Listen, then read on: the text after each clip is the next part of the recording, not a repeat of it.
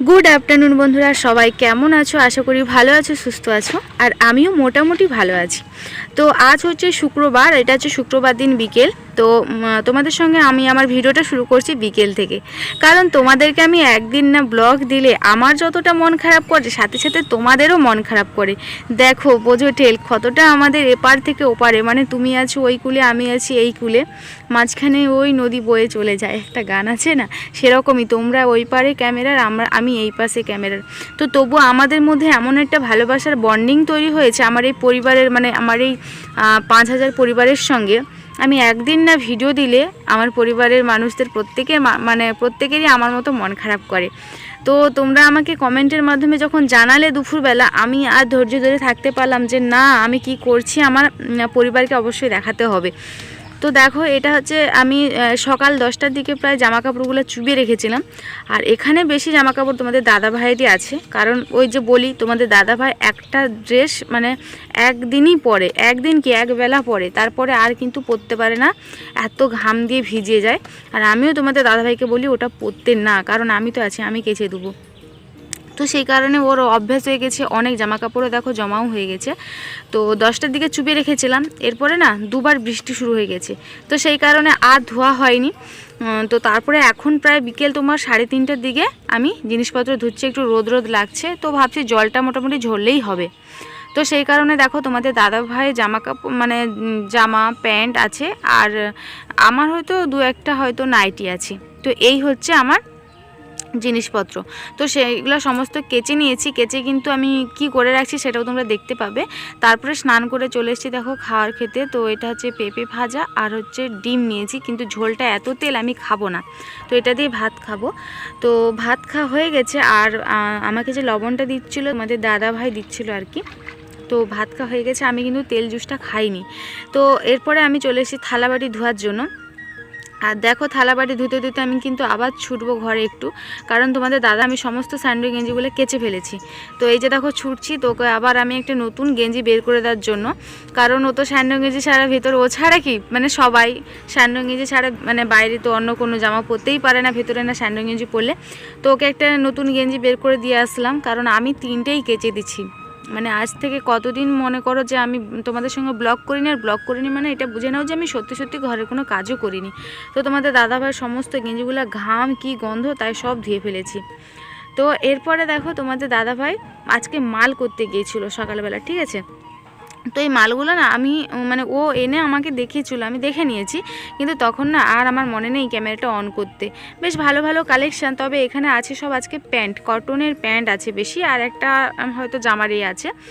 তো কটনের প্যান্টটাই বেশি আছে, তো সেটাও নিয়ে দোকান বেরিয়ে চলে গেল, এখন 4:30 বাজতে যায়। আর আমার জন্য নিয়ে এসছে 2টো চকলেট, কাঁচা মশলা মানে কাঁচা আমের চকলেট, মশলা দেওয়া যে এইরকমই চকলেট তোমাদের দাদাভাই রান্নার কিন্তু অনেক অভ্যেস আছে আমার জন্য। এই দেখো জমা হয়ে আছে এখনও চকলেট। হ্যালো বন্ধুরা, গুড আফটারনুন। তো আজকে আমি প্রায় আগমনের শ্যুট কবে হয়েছিল বলো তো, মানে প্রায় ধরো 1 সপ্তাহের মতো হবে। সে আগমনী শ্যুট যে দিয়েছিলাম, যা বাইরে বেরিয়েছিলাম, তারপরে যা মানে ওই দিনই সেই যা ভিডিও তোমাদের সঙ্গে শেয়ার করেছি, তারপরে যা বিছানায় শুয়েছি। তো এই আজকে আমি বাইরে বেরোলাম, তাই চোখের এই সাইডগুলো দেখো কেমন ফোলা ফোলা হয়ে গেছে, এই যে এইগুলো। তো যাই হোক, তোমাদেরকে আমি ভিডিও তোমাদের দাদাভাই চলে যাওয়ার পরে একটুখানি ভিডিও শ্যুট করেছিলাম, মানে যেটা ডেলি ব্লগের, যেমন ধরো এই সিঁদুর পরেছিলাম। আর এই দেখো কপালে কিন্তু আমি টিপ পরিনি, মানে সিঁদুরের টিপ পরেছি আর কি। তো সেটা ভিডিও শ্যুট করেছিলাম। এছাড়া আমি ওষুধ খেয়েছিলাম, সেগুলো শ্যুট করেছিলাম, কিন্তু মানে তোমাদেরকে পাশে স্ক্রিনশটে দিয়ে দিচ্ছি, দেখো এই রকমই দেখাচ্ছে। ভিডিও শ্যুট শুরু হয়েছে, কিন্তু সেটা প্লে করতে আর চলছে না আর কি। যাই হোক, তোমাদেরকে একটা জিনিস দেখাচ্ছি, দাঁড়াও। তো জিনিসটা হচ্ছে এই যে দেখো, এইগুলো হচ্ছে ওই যে সেইখানে যে বাগানে আমি লাগিয়েছিলাম আমার টাইম ফুল, আর এটা হচ্ছে বাটি ফুলের মতো এই যে ফুটেছিল। আর এটা হচ্ছে 10টা চারা, মানে টাইম ফুল আমরা 10টা চারা বলি, অনেকে টাইম ফুল বলে। তো এইগুলো আমি এইখানে চারিয়েছি, মানে আমার এই গাছগুলো লাগবে বলে আর কি। তো দেখো কত সুন্দর, এটা সকালবেলা হলে বেশ শিশির শিশির ভেজা থাকতো, আর মানে ভালো করে বোঝা যেত। মানে এ দেখো এই এতটুকু এতটুকু গাছ কেটে কেটে কেটে কেটে সেখান থেকে এখানে চারিয়েছি, তো বেশ ভালোই হয়ে গেছে। তো আসলে ওখানে গাছগুলো যে লাগিয়েছি আর এখন আমি বসেছি গাঁদা গাছের পুরো বাগানের ভেতরে। ওখানে যে গাছগুলো লাগিয়েছি, ওই যে প্লাস্টিকের যে বোতলগুলো, স্প্রাইটের যে বোতলগুলো না, ওই বোতলগুলোকে ফুটো ফুটো করব, মানে পেরেকে গরম করে গ্যাসের আগুনে ফুটো ফুটো করে ওর ভেতরে বালি, মাটি, জল, মানে সমস্ত কিছু দিয়ে, জৈব সারযুক্ত কিছু, যেমন বালি, মাটি, তারপরে একটু গোবর গুঁড়া যদি পাই তো দিয়ে, তারপরে ফুটোগুলোর ভেতরে ওই গাছগুলোকে মানে দেবো। দিয়ে এবার ঝাঁকড়া মতো হয়ে যখন ফুল হবে, যে যেমন যেরকমই আকার, যদি আমি বাটিতে, প্লাস্টিকের বাটি করি তাহলে গোল হবে, যদি আমি বোতলে করি তাহলে সেটা লম্বা হবে। তো এইরকম করে করব। আসলে আমি নিয়ে এসেছিলাম, মনে করে ধরো এতগুলোখানি টাইম ফুলের চারা, সেটা মন্দিরের সামনে লাগিয়েছি। মন্দিরের সামনে থেকে কিছু চারা গাছ এনে আবার এখানে লাগিয়েছি। তো ভালোই মানে হয়েছে আর কি, মানে কম থেকে পুরো বংশ বৃদ্ধি করে দিচ্ছি তার। তো যাই হোক, অনেক দিন পর বেরোলাম, তোমাদের সঙ্গে কথা বলছি। তোমাদের দাদাভাই আমাকে প্রচুর বকাবকি করছে, ঘর থেকে বেরাইনি, শুয়ে আছি বলে। তো চলো ওসব না হয় কিছু বললাম না।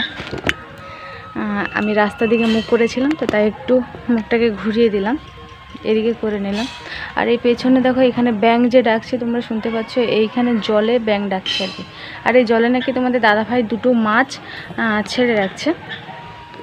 তো যাই হোক, তোমাদেরকে শরীরটা অসুস্থ অসুস্থ বলছি, কিন্তু কি হয়েছে আমি সেটা বলিনি, আর সেটা হয়তো আমার পক্ষে বলা সম্ভবও নয়। হ্যাঁ, সব কিছু কথা তোমাদেরকে ব্লগের মধ্যে শেয়ার করি, বাট কিছু কিছু কথা মানুষের জীবনে, মানে কি বলবো, তার জীবনে সেটা কি বলে ওটাকে একটা ইংরেজিতে, সেটাই থেকে যায়। বাট আমার জীবনেও সেরকমই থেকে যায়। খুব যে শরীর অসুস্থ সেটা নয়, বাট শরীর তো এমনিতে অসুস্থ, তোমরা জানো যে আমি ওষুধ খাচ্ছি, আমার শরীর তো এমনিতেই দুর্বল, শরীরে ব্লাড নেই, প্রোটিন নেই, এগুলো তো তোমরা জানো। তাছাড়াও একটা মানসিক চাপেও মানুষ কিন্তু দুর্বল বা অসুস্থ হয়ে পড়ে, সেরকমই আমার জীবনও। বাট এটা তোমরা প্রায় শোনো, ঠিক আছে, এটা প্রায় শোনো, তো আমি সেটাকে বিস্তারিতভাবে তোমাদের কাছে মানে মানে কথাটা বাংলা যেটা বলে আর বিশ্লেষণ করলাম না। তো এই আর কি, তোমাদের দাদাভাই এখন দোকান গেল, আর ব্লগটা তো আমি বিকেল থেকে শুরু করছি। অনেক দিন যাবত হয়ে গেল বাইরে বেরাইনি, তোমাদের সঙ্গে কথা বলিনি। আমাকেও যেমন নতুন নতুন লাগছে, হয়তো তোমাদের কাছেও আমার এই ব্লগটা দেখতে, কথাগুলো, এই যে আমাকে বাইরে আকাশ, মানে খোলা আকাশের নিচে দেখে তোমাদের কাছে হয়তো নতুন নতুন লাগছে। তো যাই হোক, ওষুধটা খেলাম, জল খাইনি তো, মুখটা যেন শুকিয়ে শুকিয়ে যাচ্ছে, মানে এই ওষুধটা খেয়ে সঙ্গে সঙ্গে জল খেতে নেই, বেশ কিছুটা টাইম পর যদি হালকা একটু উষ্ণ গরম জল খাই তাহলে তো খুবই ভালো হয়। বাট আমি গরম জল হয়তো করব না, এমনি একটু ঠান্ডা জল খেয়ে নেবো। তো চলো এবার ঘরের দিকে যাই, সামনেই তো পুজো বন্ধুরা। তো ঘর দর তো গুছাতে হবে, যতটুকু পারবো একটু করব, মানে না হলে ভালো লাগছে না, কদিন ঘরে থেকে থেকে এখানে ফাঁদ, ওখানে মাকড়সা, এখানে নোংরা, ওখানে নোংরা, ভালো লাগছে না রেখে দেখে। তো ছোট্ট ঘর হলে কি হবে, ছোট্ট ঘরেও কিন্তু নোংরা ভালোই জমে। আর তখন যে জামা কাপড় কেচেছি তোমাদের দাদাভাইয়ের বেশি গেঞ্জিগুলো, তো ওগুলো তো মিলতে পারিনি, মানে মেলার মতো সেরকম জায়গা নেই, বাইরেও প্রচুর মেলা ছিল জামা কাপড়। তো সেই জন্য ওইগুলো জল ঝাড়াতে রেখেছি, সন্ধ্যা দেওয়ার পর ঘরের ভিতরে যেখানে মিলে ওখানে মিলবো আর কি। তো এখন চলো, এখন তেমন আর কিছু কাজ নেই, আমি এখন যাব একটু শুবো আবার। তারপরে মানে মাথাটা টলটল করছে, কদিন ধরে বিছানায় শুয়ে শুয়ে মাথা টলটল করছে, এরকমই একটা ব্যাপার। তবুও তো কেচে ফেললাম জামা কাপড়গুলো, কীভাবে আমি জানি না। তো চলো পরে কথা বলছি আবার। তো দেখো কথা তো কিন্তু আমি এসে শুয়ে পড়ছিলাম, পরে কিন্তু এখন প্রায় সন্ধ্যা 6:30 থেকে হয়তো 6:45 বাজে। তো ভাবলাম যে না, জল ভালোই ঝরে গেছে, এবার কিন্তু জামা কাপড়গুলো মেলে দিই, না হলে যত বেশিক্ষণ থাকবে সুতোগুলো তো নষ্ট হবে। আর আমাদের জামা কাপড় পরে থাকলে তেমন একটা চাপ থাকে না, সারা রাত সার্ফে চুবিয়ে রেখে দিল। কিন্তু কি বলো তো, ছেলেদের জিনিস চুবানো থাকলে যেন মনে হয় দু জামাগুলো নষ্ট হয়ে যাচ্ছে। তো যাই হোক, সেই রকমই একটা ভেবে আমি মিলতে চলে এসেছি। যদিও এখানে তো শুকাবে না, জাস্ট একটা তবু মনের সান্ত্বনা, তাই না? আর দেখো, আমি কিন্তু আমার একটা পুরনো সায়া দিয়ে আমি দড়িটাকে একটু মুছে নিলাম, নাহলে ফাঁদ তো জড়িয়ে আছে। আর এই দেখো, পরপর 3টাই স্যান্ডো গেঞ্জি তোমাদের দাদাভাই ধুয়ে দিয়েছি। উজালা তেমন একটা ছিল না বাড়িতে, যে অল্প একটি ছিল সেটা দিয়ে কিন্তু মানে মোটামুটি গেঞ্জিগুলো দিয়ে দিয়েছি। তবে ভালো করে একটা দেওয়া হয়নি, কেমন একটা যেন আধখাপচা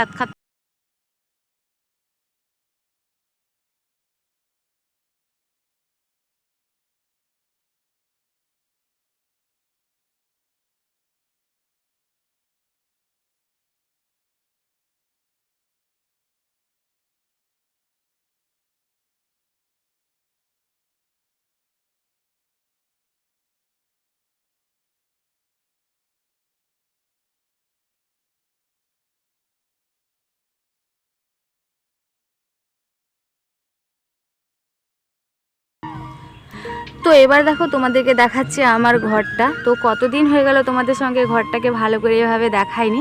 তো বিছানাটা দেখে তোমরা তেমন একটা কিছু বুঝতে পারছো না, যে নর্মাল যেভাবে থাকে সেরকমই হয়তো আছে, কিন্তু ড্রেসিং টেবিলটা দেখো, দেখেই তোমরা বুঝতে পারছো যে কতটা পরিমাণে অগোছালো আছে এই রুমটা। মানে এই রুমটাকে আমি আমার মতো করে গুছিয়ে রাখি, টিপটাপ করে রাখার চেষ্টা করি। মানে আমি যাতে ভাবি কি আমার শরীর যতই অসুস্থ থাকুক বা আমার মন যতই খারাপ থাকুক, আমি যদি রুমে ঢুকলে আমার মনটা একদমই ফ্রি হয়ে যায়। কিন্তু বিশ্বাস করো এখন তো সেটা মনে হয় না, কারণ শরীর খারাপের থেকে সবথেকে বড় কথা কী বলো তো, মন। এই মনটা যদি ভালো থাকে না, তোমার শরীর আপনা আপনি কিন্তু ভালো থাকবে। তো আজ তোমাদেরকে একটা কথা আমি বলবো, এটা কোনো যে ইচ্ছে করে টাইটেলের জন্য ভেবে নয়, এটা আজকে আমি বলবো, মনের দিক থেকে ভেবে রেখেছিলাম। দেখো সব কিছুর মধ্যে কিন্তু একটা জিনিস থাকে, সেই মনটা। আর সেই মনটাকে সুন্দর করে রাখতে হলে শান্তি দরকার। আর এই শান্তিটা যদি খুঁজে আনতে হয়, তাহলে ভাগ্যটাকে নিজেকে ভালো করতে হলেই কিন্তু শান্তি তোমার জীবনে সবসময় থাকে। প্রত্যেকটা মানুষ, প্রত্যেকটা ছেলে হোক মেয়ে হোক, আমাদের কিন্তু ভাগ্যটাকে শুরুর থেকেই সুন্দর করে গড়তে হয়, আমরা জানি। কিন্তু শুরুর থেকে গড়ে আনলে কি হবে, মাঝখানে তোমার ভাগ্যটা কিন্তু ভেঙে যেতেও পারে। তার জন্য কিন্তু পুরোটা চোখ কান নাক খোলা রাখতে হবে তোমাকে, মানে তোমার ভাগ্যটাকে তোমাকে সুন্দর করে রাখার জন্য। আমি যথেষ্ট বলবো, ছোট থেকে হয়তো আমার জীবনটা খুব কষ্টে কেটেছে, বাট এখনও যে বলবো খুব সুন্দর লাক্সারি কাটছে সেটা নয়, সেটা তোমরা আমার ব্লগ দেখে বুঝতে পারো। বাট ছোট থেকে কিন্তু এই জিনিসটা থেকে আমি খুব সচেতন ছিলাম যে নিজের ভাগ্যটাকে নিজেকেই গড়তে হয়। কারণ যখন আমি ছোট্টবেলায় আমি মামা বাড়িতে ছিলাম, আমার দাদু আমাকে বলতো, লেখাপড়া করে যেই গাড়ি ঘোড়া চড়ে সেই লেখাপড়া না শিখিলে কোনো সুখ নাহি মেলে। অর্থাৎ আমি এটা বুঝতাম যে আমার দাদু যেটা বলেছিল, পড়াশোনা করলেই কিন্তু ভাগ্যটা করা যায়, আর পড়াশোনা করলেই কিন্তু পৃথিবীর সব সুখ তোমার কাছে। কারণ পড়াশোনা করলে নিজের পায়ে দাঁড়াতে পারবে, আর নিজের পায়ে যেখানে দাঁড়িয়ে তুমি দু পয়সা রোজগার করতে পারবে, সেখানে মনে হয় না যে তোমার জীবনের কোনো কষ্ট থাকতে পারে। তাই নিজের ভাগ্যকে নিজেকে গড়তে হয়। বাট আমি তো ছোট থেকে নিজের ভাগ্যটাকে নিজে গড়ার চেষ্টা করছিলাম, মাঝখানে নিজের ভাগ্যটাকে নিজেই ভেঙে দিলাম। তাই এটাই হচ্ছে জীবনের সবথেকে বড় ভুল প্রত্যেকটা মেয়ের ক্ষেত্রে। তাই প্রত্যেকটা মেয়েরাই এটার দিক থেকে সচেতন থাকো যে নিজের ভাগ্যটাকে আমাকে নিজেকে গড়তে হবে, তাহলে কিন্তু বাকি জীবন আমি অনেকটা শান্তিতে কাটাবো। সুখ তো দূরের কথা ছাড়ো, সুখ মানে বিলাসিতা যায়, আর শান্তি মানে কুঁড়ে ঘরে থেকে একটু শান্তিটা যায়। তো এটাই হচ্ছে আমার জীবনের সব থেকে ঘাটতির বেশি থেকে গেল।